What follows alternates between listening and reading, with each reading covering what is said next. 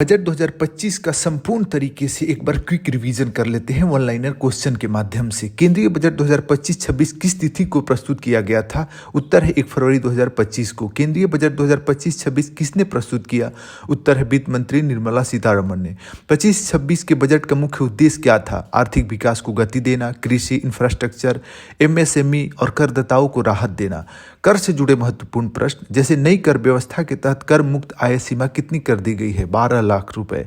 वेतनभोगी करदाताओं के लिए नई मानक कटौती सीमा कितनी है? 75,000 रुपए। कृषि और ग्रामीण विकास से संबंधित प्रश्न जैसे बजट 2025 में किसानों के लिए कौन सी नई योजना शुरू की गई? प्रधानमंत्री धन धान्य कृषि योजना। किसान क्रेडिट कार्ड पर नई ब्याज सब्सिडी कितनी रखी गई है? उत्तर है 4%। दलहन में आत्मनिर्भरता के लिए किस मिशन की शुरुआत की गई? दलहन में आत्मनिर्भरता मिशन। औद्योगिक और एमएसएमई क्षेत्र से संबंधित जैसे एमएसएमई के लिए नई क्रेडिट सुविधा योजना का नाम क्या है? सूक्ष्म उद्यम क्रेडिट कार्ड योजना।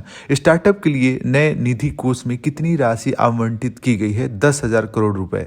निवेश और बुनियादी ढांचे से संबंधित प्रश्न 25-26 में पूंजीगत व्यय का कुल अनुमानित बजट कितना है? 11.21 लाख करोड़ रुपए। उड़ान क्षेत्रीय संपर्क योजना के तहत कितने नए हवाई अड्डों का विस्तार होगा? 120 नए गंतव्यों का।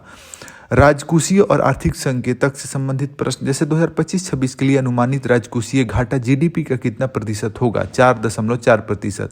यदि राजकोषीय घाटा आपको समझना हो तो आप हमारे अन्य वीडियो को जरूर देखिए, उसमें हमने अच्छे ढंग से उसका विश्लेषण किया हुआ है।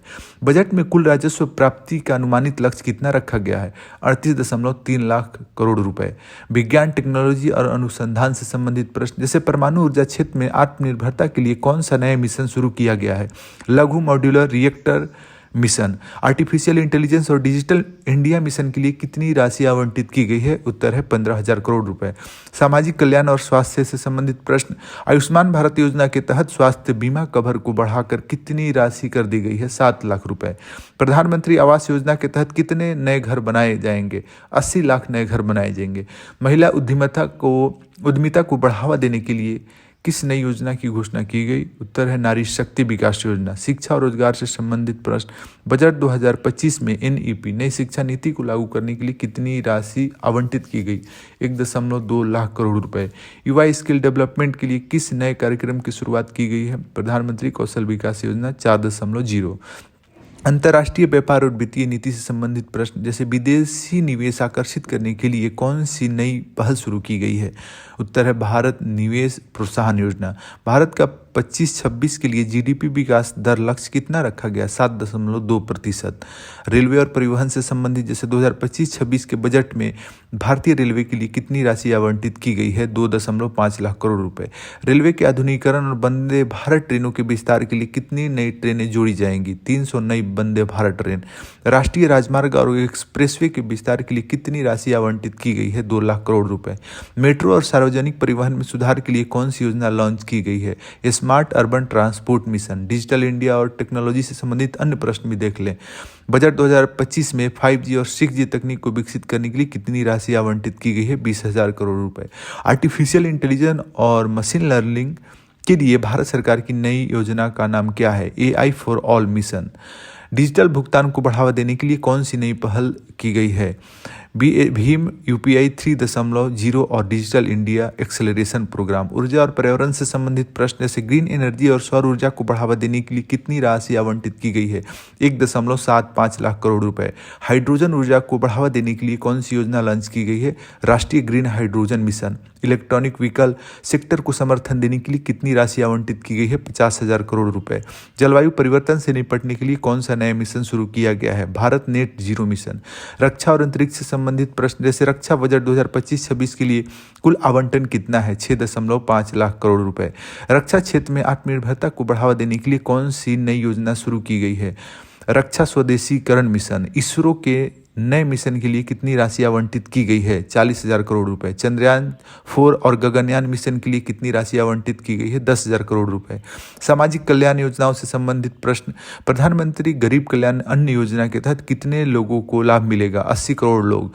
मिड डे मील योजना के तहत कितने बच्चों को लाभ मिलेगा? 11 करोड़ बच्चे। नारी शक्ति विकास योजना के तहत महिलाओं के लिए कितनी राशि आवंटित की गई है? 25,000 करोड़ रुपए। बुजुर्गों और दिव्यांगों के लिए कौन सी नई योजना शुरू की गई है? वरिष्ठ नागरिक कल्याण योजना।